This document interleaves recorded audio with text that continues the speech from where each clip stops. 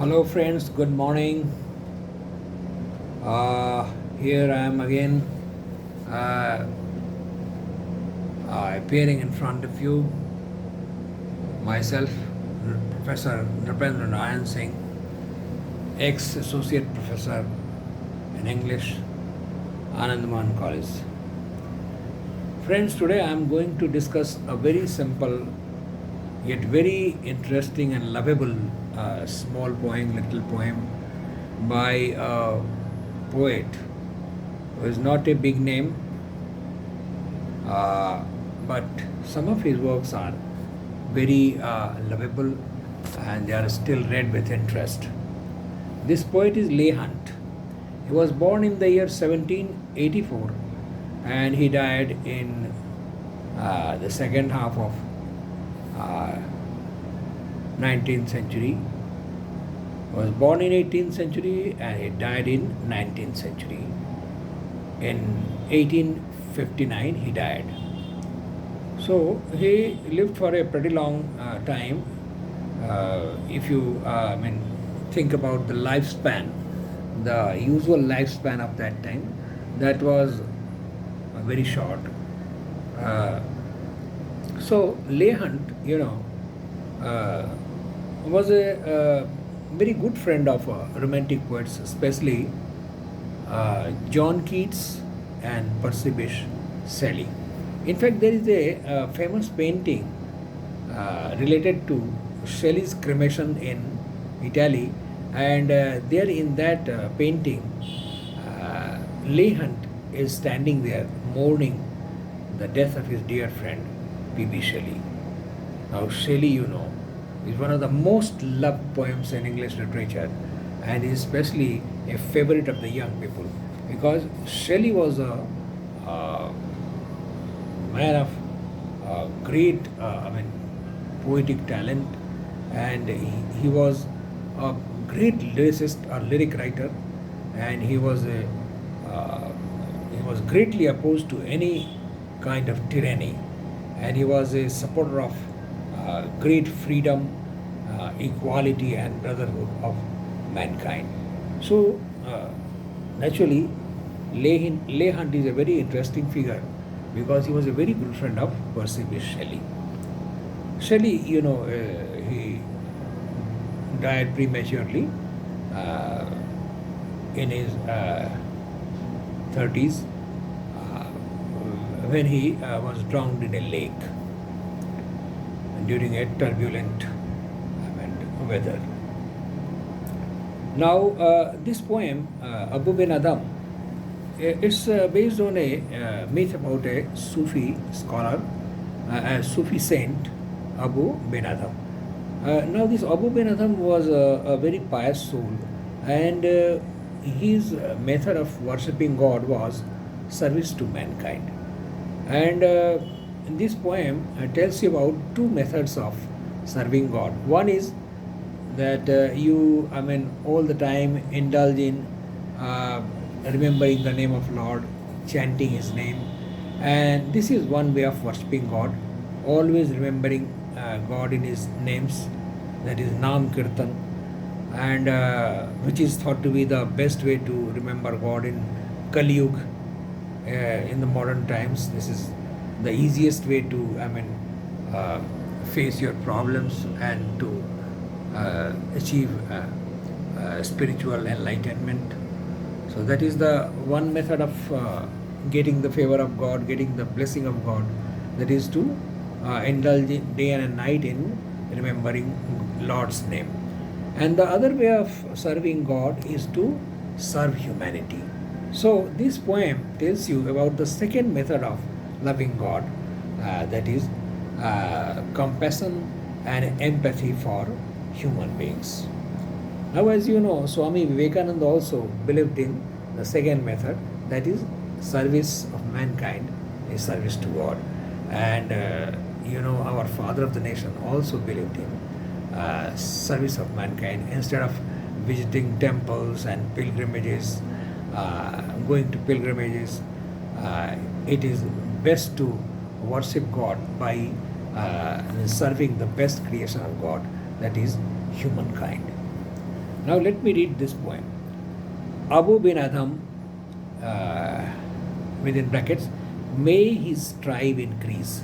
Here, Leigh Hunt is saying that the world needs more people like Abu bin Adham, because the world badly needs such people who are compassionate to their fellow beings. So may his strive increase. May more and more people be born in this world who are ready to serve humankind. So that is the meaning of may his strive increase. So Abu bin Adham, may his strive increase, awoke one night from a deep dream of peace and saw within the uh, moonlit in his room, making it rich and like lily in bloom, an angel writing in a book of gold. So that is the first stanza. There are short stanzas and there are short lines also. So Abu bin Adham, because he was poor and a pious soul, and he had not much money, so he was a fakir, so he didn't have to worry about wealth. He didn't have to worry about gold and silver, because he had none. He was a poor man, and poor people usually enjoy very deep and sound and peaceful sleep. So he awoke from a deep and peaceful sleep when he saw a light spreading in his room at midnight. So when he opened his eyes, there was a sort of a moonlight spreading everywhere in his room. So it was a mild and beautiful light that was surrounding everything in his room. So when he opened his eyes, he saw an angel with a golden book in his hands, and this golden book means that it must be a very precious, very valuable book, in which an angel, a beautiful angel with magnetic personality, this angel was writing something. Now, being a pious soul, he was an innocent soul. He was a man who had no faults. So naturally, he was bold. So this Abu bin Adham, this Sufi saint, he asked this angel, "What are you writing in this golden book?" This angel lifted his beautiful face, beautiful visage, and he answered with a smile to this Sufi saint. He said, "I am writing the names of those people who love God, who praise God, who are always chanting the name of God during their waking hours." So Abu bin Adham became curious, because he was a religious, he was a spiritual soul. So he asked innocently, "Well, can you see my name in your golden book? Is my name there written in your golden book? I want to know that." Now the angel looked at the book and he said, "No, I'm sorry, your name is not there in this book." Now, obviously, Abu bin Adham was dismayed. He was sad that God did not remember him, God did not bless him. His name was not there among the people, in the list of the people who love God. So he hit upon an idea, and he said that he requested the angel he asked him to write his name in the list of those people who love their fellow beings instead of chanting the name of the Lord all the time. He wanted his name to be written among those people who love their fellow beings, who love mankind, which is the best creation of God. So the angel, agreed to write the name of Abu bin Adham in his book. He wrote his name and the list of those people who don't worship God day and night, but they love their fellow beings, and they have sympathy and compassion for the common people. They love their fellow beings. They serve humanity. Exceeding peace had made Ben Adam bold, and to the presence in the room he said, "What writest thou?" So, from peaceful sleep he had waken up, and he asked this angel, which was standing in the room with the golden book. He said, "What writest thou? What are you writing?" Uh, the vision raised its head. The vision means this is an apparition, a spirit. So it is a sort of a ghost-like being. It's not a real thing. It's not a human being. So this angel has been described as a vision. But it's because it was just like a dream, as if that Adham was witnessing at midnight. So this vision, this angel lifted its head, and with a look made of all sweet accord. So with a sweet smile, with a sweet gesture, he answered the names of those who love the Lord. So this is the second stanza concluding.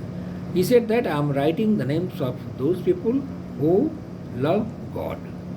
And is mine one, said Abu, nay, not so. Is my name there in the list of those who love God? The angel said, nay, not so. No, it is not there. Your name is not there in this golden book.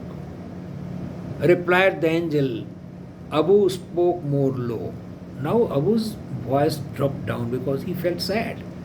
He felt sad at the reply of the angel because his name was not there in the golden book in the list of those people who love God.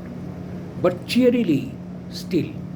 he kept up his cheer because he knew that he was not entirely worthless. His life was not entirely worthless, that he was doing something good. He knew in his heart of hearts, in the innermost core of his heart, he was very sure about his own holiness, about his worthiness. And he said,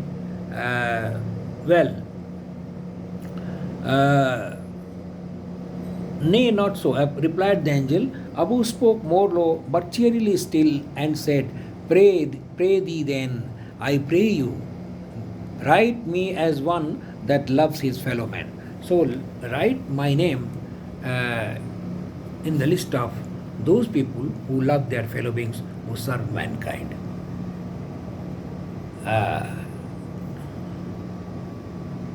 The angel wrote and vanished. So, in the first visit, Abu bin Adham managed to enlist his name in the book of the angel, and the angel wrote his name and vanished. The next night it came again with a great waking light and showed the names whom love of God had blessed. And lo, Ben Adham's name led the rest. So the next night it came with a waking light. This is the second visit by the angel. Now the angel obviously made two visits to the room of Abu bin Adham, and when this angel came for the second time, there was a great light instead of a faint moonlight. There was a great light that was just making the room very bright. Now this symbolically means that the soul of Abu bin Adham saw a great, enlightenment. He became an enlightened person because God had blessed him. So when this angel appeared, he told Abu bin Adham that this time he has brought a book in which the name of Abu bin Adham is at the top of the book. That is,